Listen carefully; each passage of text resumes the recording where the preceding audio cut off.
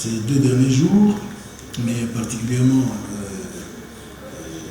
hier dans la ville de Mbuji-Mayi, suite aux manifestations de la jeunesse de l'UDPS, probablement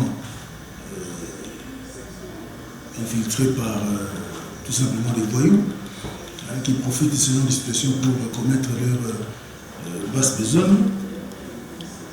Cette manifestation avait initialement comme raison la protestation face aux propositions de loi de l'honorable Minakou à l'Assemblée nationale. Et à l'exemple ou à la suite de ce qui s'est passé à Kinshasa et dans d'autres villes du pays, Mbuji-Mayi également a connu cette montée de fièvre et qui est arrivée à son paroxysme hier, dans la journée d'hier. En termes de bilan, nous avons sur le plan humain 0 blessé, 0 mort du côté de la population, mais malheureusement quelques blessés, une dizaine du côté de la police. Ce sont des blessures légères causées par le jet de projectiles. Les policiers sont pris en charge, il n'y a pas de crainte particulière sur ce plan-là. Matériel, il y a eu malheureusement acte de vandalisme sur plusieurs résidences des privés sur la ville de Mbuji-Mayi, particulièrement l'honorable Ngoï Kassanji, dont 2 résidences ont été en tout cas détruites, je dirais à 60%, dans la commune de Dioulou. Il y a un autre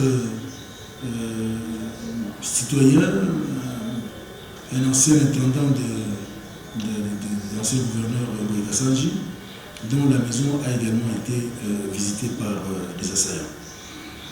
Il y a l'honorable Numbi qui a vu également sa maison vandalisée par les manifestants.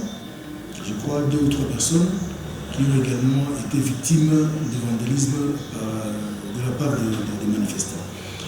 La police a fait son travail et dans le feu de l'action, nous avons connu des dommages sur nos véhicules, des vitres cassées, des choses comme ça, mais rien de très grave.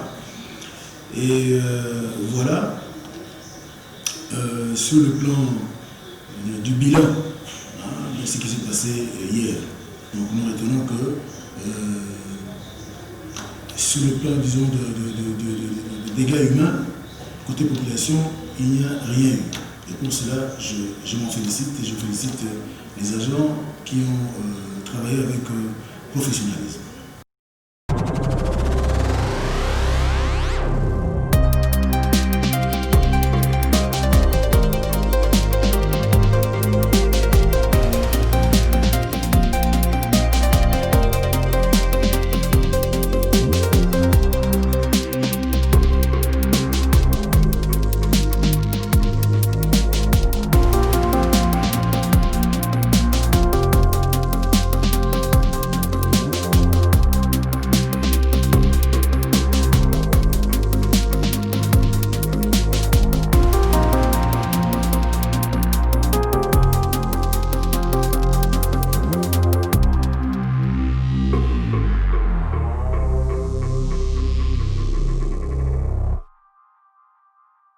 Bon, moi je pense qu'à l'impossible, nul n'est tenu.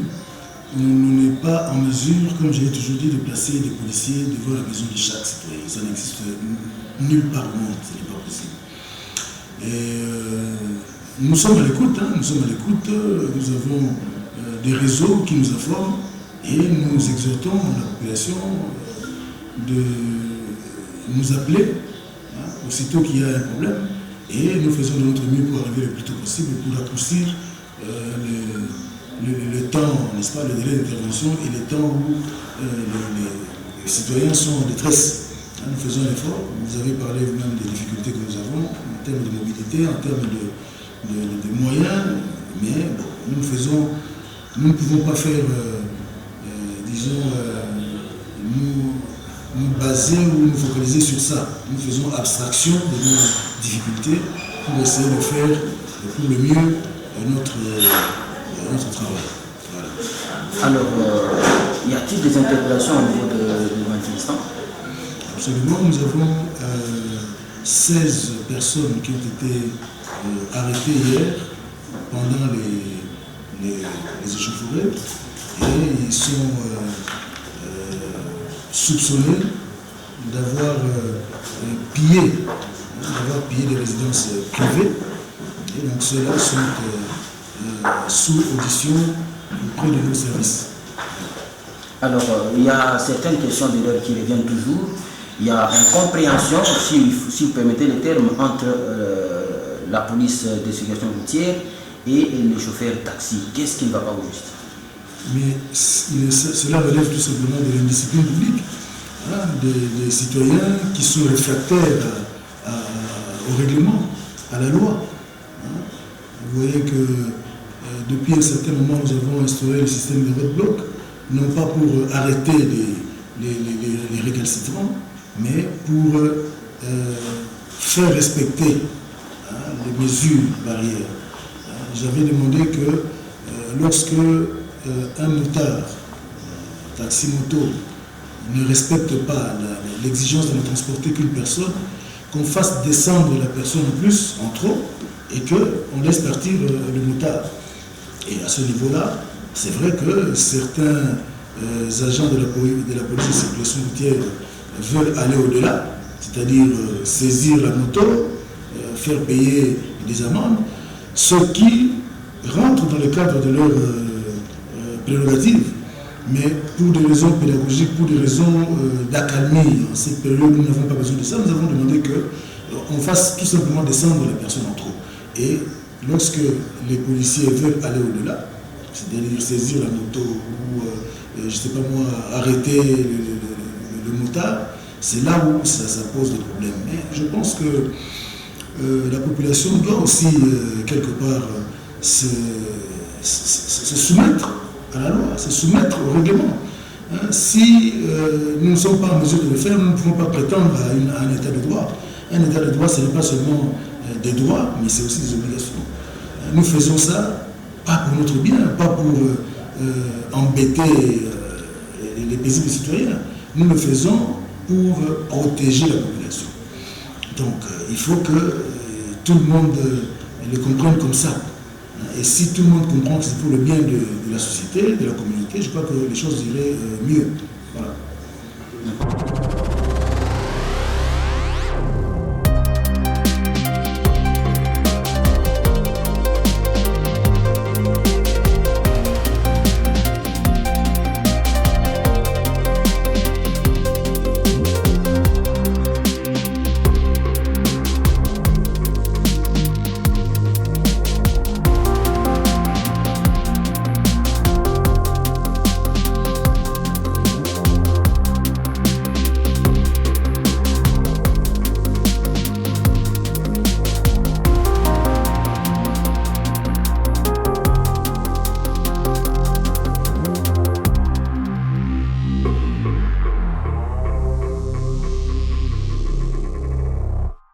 Bon, nous avons à notre niveau essayé de récupérer quelques biens.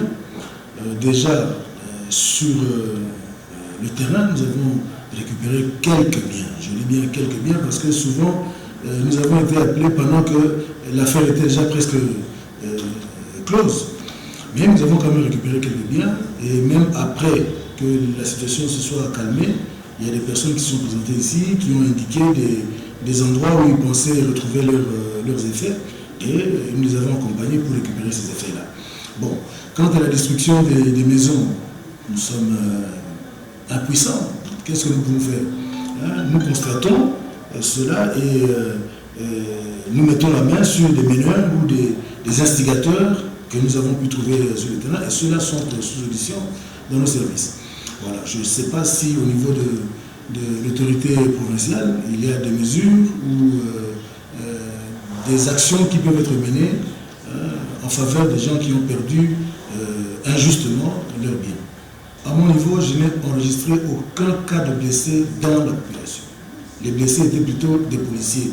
Mais ça, nous sommes habitués à ça. Nous les prenons en charge nous-mêmes. Donc, les policiers blessés par jet de pierre et tout ça, nous essayons de les prendre en charge. Nous avons un service de santé qui s'occupe de ces blessures-là. Et voilà, ce sont des blessures légères, heureusement, jusque-là. Donc, il n'y a pas de problème de ce côté-là. Mais moi, je n'ai pas enregistré hier, ni aujourd'hui. Nous sommes déjà autour de midi. Un cas d'une blessure dans la population. Vous savez que dans le maintien et le rétablissement de l'ordre public, nous avons l'interdiction d'utiliser les armes létales. Donc d'où viendraient ces blessés-là? Je ne sais pas, peut-être une chute ou une collision avec dans la fuite. Bon, ça peut arriver, mais en tout cas, je n'ai pas été saisi de ça. Et je ne pense pas que ça existe. Sinon, on le saurait déjà.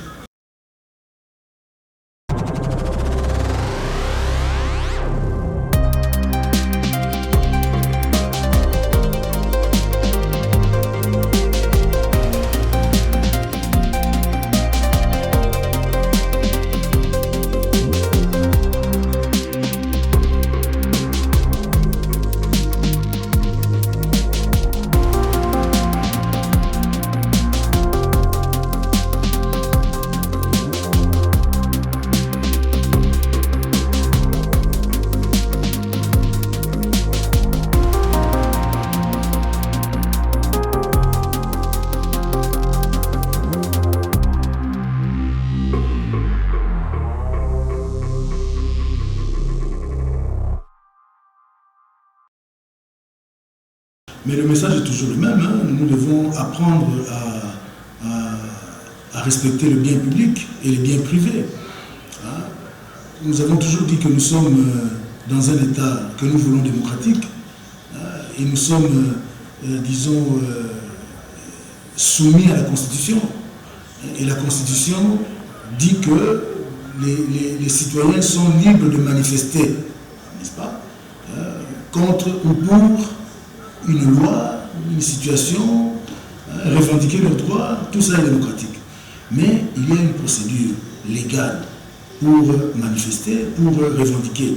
Et c'est là que se pose le problème, parce que les manifestants, les protestataires, ne veulent pas respecter la procédure qui existe. Dans une ville où il y a l'autorité municipale, il faut au minimum que cette autorité soit au courant de l'organisation de la manifestation et qu'elle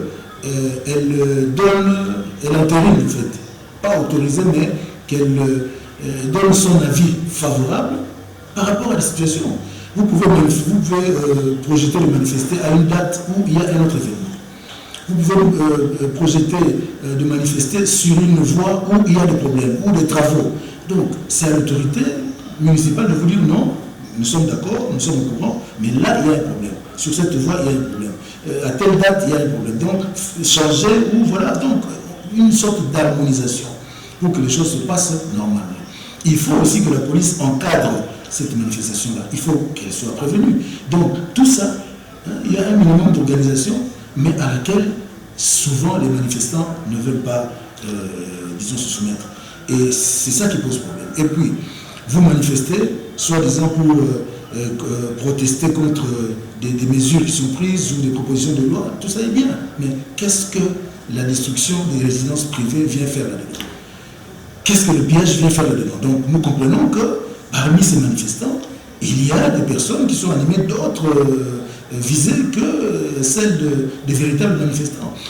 Et face à ça, nous ne pouvons pas rester les mains croisées. C'est ainsi qu'à chaque moment, et à chaque fois que cela arrive, nous devons mettre la main sur les instigateurs, les meneurs et les personnes suspectes qui se livrent à autre chose qu'aux véritables raisons de ces événements. Donc voilà, que la population se calme, que la population soit calme. Ce qui se passe à Kinshasa, nous sommes tous en train de suivre. Je crois que ce qui s'est passé à Kinshasa, les réactions des différentes couches de la population, des hommes politiques, ce qui va se faire au Parlement, ce qui va se faire à l'Assemblée nationale, nous allons suivre, nous allons voir. de toutes les façons, on parle encore jusque-là des propositions de loi. Ça veut dire que ça peut ou ne pas passer, mais il y a des tractations, il y a des procédures. Et je pense que nous devrions garder notre calme pour observer ce qui va se passer, ce qui va se décider au niveau national. Il est inutile de nous mettre à casser le peu des choses que nous avons ici dans la province, sous prétexte que nous sommes en train de revendiquer ceci ou cela.